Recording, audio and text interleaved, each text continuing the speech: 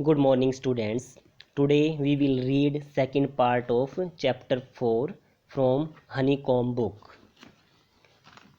Not long after that, the good old man dreamed again, and the spirit of the dog spoke to him, telling him how the wicked people had burned the mill made from the pine tree. कुछ दिनों के बाद उस अच्छे वृद्ध व्यक्ति को फिर सपना आया और कुत्ते की आत्मा उससे बोली, यह बताते हुए कि कैसे उस दुष्ट बूढ़े ने देवदार के पेड़ की बनी चक्की को जला दिया था। Take the ashes of the mill, sprinkle them on the withered trees, and they will bloom again, said the dog spirit. कुत्ते की आत्मा ने फिर उससे कहा कि पेड़ की राख को लेकर उन्हें उस सूखे देवदार के वृक्ष पर छिड़कना और फिर वह दोबारा खिल उठेगा। The old man awoke and went at once to his wicked neighbor's house, where he found the miserable old pair sitting at the edge of their square fireplace in the middle of the floor, smoking and spinning.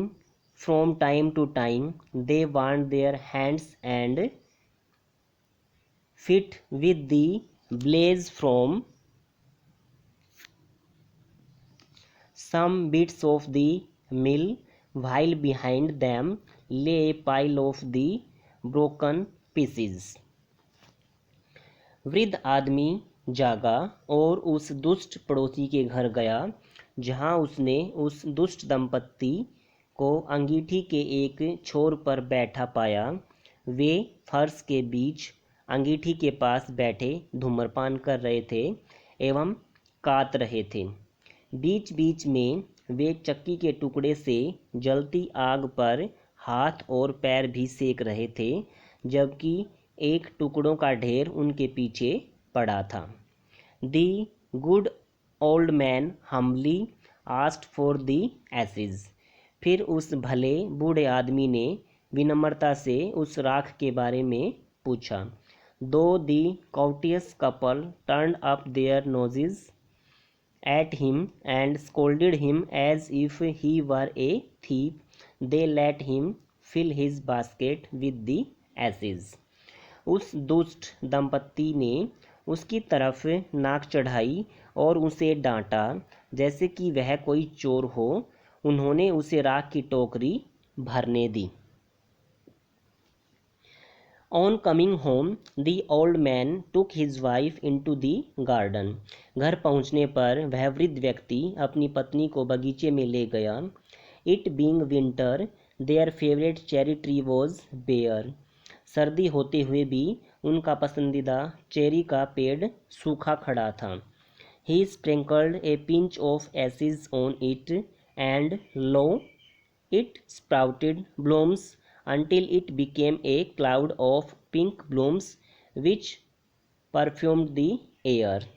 उसने राख की एक चुटकी उस पेड़ पर छिड़की और लो, आश्चर्य की बात हुई, इसमें कलियां खिलने शुरू हो गई और यह तब तक निकलती रही जब तक कि वह पूरा वातावरण गुलाबी कलियों से सुगंधित न हो गया। The news of this filled the village and everyone ran out to see the wonder. यह खबर सारे गांव में फैल गई और सभी लोग उस अद्भुत नज़ारे को देखने पहुंच गए। The courteous couple also heard the story and gathering up the remaining ashes of the mill, kept them to make withered trees bloom. लालची दंपत्ति ने भी इस कहानी को सुना और बची हुई राख को इकट्ठा किया ताकि वे इससे मुरझाए पेड़ को हरा भरा कर सकें। The kind old man, hearing that his lord the daimyo was to pass along the high road near the village, set out to see him, taking his basket of ashes. उस दयालु वृद्ध ने यह सुनते हुए कि उसके स्वामी मीन्स नवाब साहब को उसके गांव के पास से गुजरना था। उनके दर्शन करने के लिए वह अपनी उस राख की या फिर अस्थियों वाली टोकरी को लेकर चल दिया। As the train approached, he climbed up into an old withered cherry tree that stood by the wayside. जैसे ही नवाब का काफिला जो रेलगाड़ी होती है उसकी वह उसके पास आया, वह सड़क के साथ खड़े एक पुराने सूखे चेरी के पेड़ पर चढ़ गया। Now, in the days of the daimyos, it was the custom when their lord passed by for all the loyal people to shut up their high windows. नवाबों के समय यह रिवाज था कि जब उनके नवाब रास्ते से गुजरे तो सभी राजभक्त लोगों को अपने मकानों की खिड़कियां बंद करनी होती थी। They even pasted them fast with a slip of paper so as not to commit the impertinence of looking down on his lordship. वे अपनी खिड़कियों को कागजों से इस प्रकार ढक देते थे कि नवाबों की नवाबियत पर कोई अशिष्टता भरी नज़र भी न पड़ सके। All the people along the road would fall upon their hands and knees and remain prostrate until the procession passed by. रास्ते के दोनों तरफ लोग अपने हाथों और घुटनों के बल बैठ जाते और जब तक कि वह काफिला जो जुलूस वहाँ से गुजरता वे मुंह के बल लेटे रहते। The train drew near. काफिला नज़दीक पहुंचा। One tall competent man marched ahead, crying out to the people by the way, "Get down on your knees, get down on your knees," and everyone kneeled down while the procession was passing. एक लंबा निपुण आदमी आगे आगे कदम ताल कर रहा था और लोगों को जोर जोर से आदेश दे रहा था, अपने घुटनों के बल झुक जाओ, अपने घुटनों के बल झुक जाओ। और जब काफिला जुलूस गुजर रहा था सब लोग झुक गए थे। Suddenly the leader of the van caught sight of the aged man up in the tree. अचानक गाड़ी के सारथी की नज़र पेड़ पर बैठे वृद्ध आदमी की ओर गई। He was about to call out of him in an angry tone, but seeing he was such an old fellow, he pretended not to notice him and passed him by. वह उसे गुस्से में कुछ कहने को ही था कि उसकी उम्र देखकर, उसके बुढ़ापे को देखकर उसे नज़रअंदाज कर दिया। So when the daimyo's palanquin drew near, the old man, taking a pinch of ashes from his basket, scattered it over the tree. तो फिर जब नवाब की पालकी नज़दीक पहुंची तो उस बूढ़े ने टोकरी से एक चुटकी भर राख को उस मुरझाए पेड़ पर छिड़क दिया। In a moment it burst into bloom. क्षण भर में वह मुरझाया पेड़ खिल गया। The delighted daimyo ordered the train to be stopped and got out to see the wonder. प्रसन्नचित्त नवाब ने काफिले को रुकने का आदेश दिया और उस आश्चर्य को देखने बाहर निकला। Calling the old man to him, he thanked him and ordered presents of silk robes, sponge cake, fans and other rewards to be given him. उस नवाब ने वृद्ध को अपने पास बुलाकर उसका धन्यवाद दिया और अपने सेवकों को उसे रेशमी कपड़े, स्पंजी केक, फैन तथा दूसरे कई उपहार भेंट करने का आदेश दिया।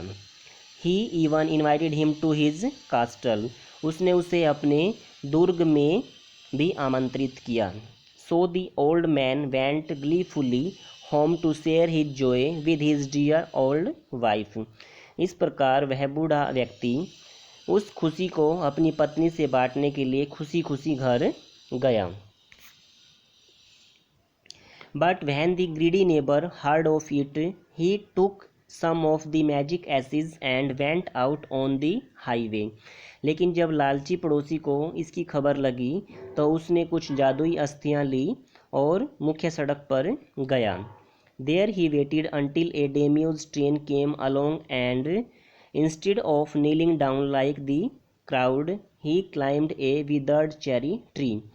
वहाँ उसने नवाब के काफिले का इंतज़ार किया और आम जनता की तरह घुटनों के बल झुकने की बजाय वह सूखे चेरी के पेड़ पर चढ़ गया। When the daimyo himself was almost directly under him, he threw a handful of ashes over the tree, which did not change a particle.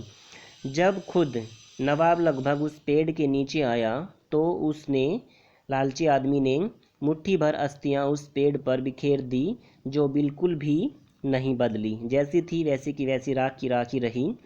The wind blew the fine dust in the noses and eyes of the daimyo and his wife. वह महीन बारीक धूल हवा में उड़कर नवाब और उसकी पत्नी की आँखों और नाकों में घुस गई। Such sneezing and choking, it spoiled all the pomp and dignity of the procession. उनसे उनको छींकें आई और उनके सांस लेने में थोड़ी सी दिक्कत हुई। इस सब ने उनकी शानो शौकत को बर्बाद कर दिया और जुलूस की गरिमा भी नष्ट हो गई। The man whose business it was to cry, "Get down on your knees," seized the old fool by the collar, dragged him from the tree, and tumbled him and his ass basket into the ditch by the road. वह आदमी जिसका काम चिल्लाना, जोर से बोलना था, उसने आवाज़ लगाई, अपने घुटनों के बल झुक जाओ। फिर उस बूढ़े मूर्ख को कॉलर से पकड़ पेड़ से घसीटा और उसे उसकी अस्थियों की टोकरी को सड़क के पास एक गड्ढे में गिरा दिया। Then beating him soundly, he left him for dead. फिर उसे ज़ोर ज़ोर से पीटकर मरने के लिए वहाँ पर छोड़ दिया। Thus the wicked old man died in the mud, but the kind friend of the dog dwelt in peace and plenty, and both he and his wife lived to a green old age. इस प्रकार वह दुष्ट बूढ़ा कीचड़ में मर गया, लेकिन कुत्ते का दयालु मित्र शांति और समृद्धि से रहने लगा, और वे दोनों, वह और उसकी पत्नी, अपनी ओल्ड एज में भी खुशहाल रहे। उनको किसी चीज़ की भी प्रॉब्लम नहीं आई, किसी चीज़ की भी समस्या का सामना उनको नहीं करना पड़ा, और उनका बुढ़ापा बड़े अच्छे से व्यतीत हुआ। इसलिए कहा गया है कि जब हम अच्छा करते हैं तो हमारे साथ अच्छा ही होता है। इस स्टोरी में हमने यह पढ़ा।